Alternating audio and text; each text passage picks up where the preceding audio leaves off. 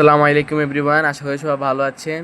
তো আজকে আমি আপনাদের নুডলস ও আলু দিয়ে একটা মজাদার বিকাল স্ন্যাক্স বানিয়ে দেখাবো। এটি ঘরোয়া উপকরণ ও খুব সহজভাবে তৈরি করে দেখাবো।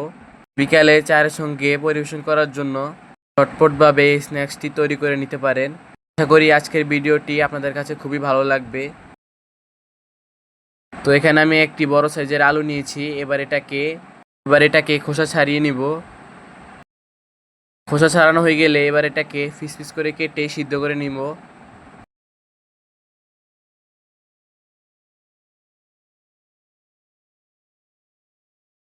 আলুগুলো সিদ্ধ হয়ে গেলে আমরা একটি মিক্সিং বলে ম্যাশার দিয়ে ভালো করে ম্যাশ করে নিব।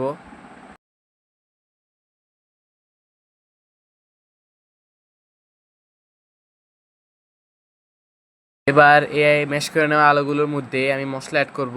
তো প্রথমে দিয়ে দিচ্ছি পরিমাণ মতো লবণ ও 1 টেবিল চামচ পেঁয়াজ কুচি ও 1 টেবিল চামচ কাঁচামরিচ কুচি ও সঙ্গে আরও দিচ্ছি 1.5 টেবিল চামচ ধনিয়া পাতা। আর এখানে দিয়ে দিচ্ছি 2 টেবিল চামচ পরিমাণ কর্নফ্লাওয়ার, 1 টেবিল চামচ পরিমাণ মরিচ গুঁড়ো ও 1 টেবিল চামচ জিরা গুঁড়ো। সবগুলো উপকরণ একসঙ্গে মিশিয়ে নিব, দিয়ে একটি ডো তৈরি করে নিব।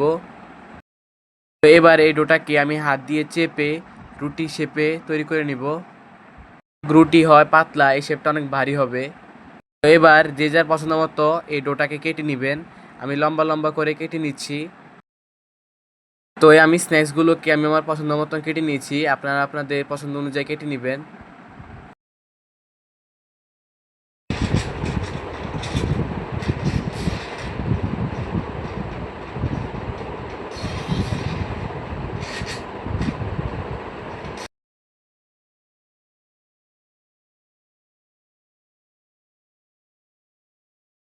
সবগুলো পটেটো ফিঙ্গার তৈরি করা হয়ে গেলে এবার এগুলোকে সাইড করে রেখে দিচ্ছি।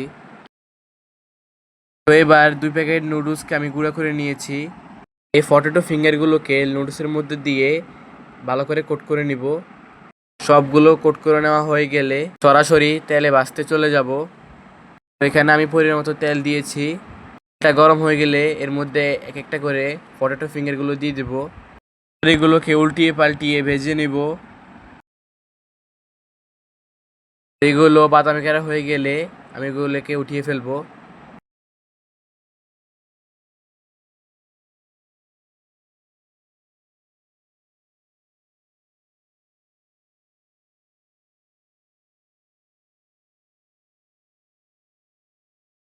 দেখতে পাচ্ছেন আমার স্ন্যাক্সগুলো একদম রেডি।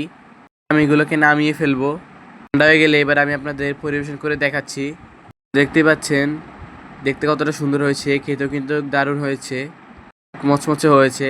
বাসায় একবার হলেও কিন্তু ট্রাই করবেন।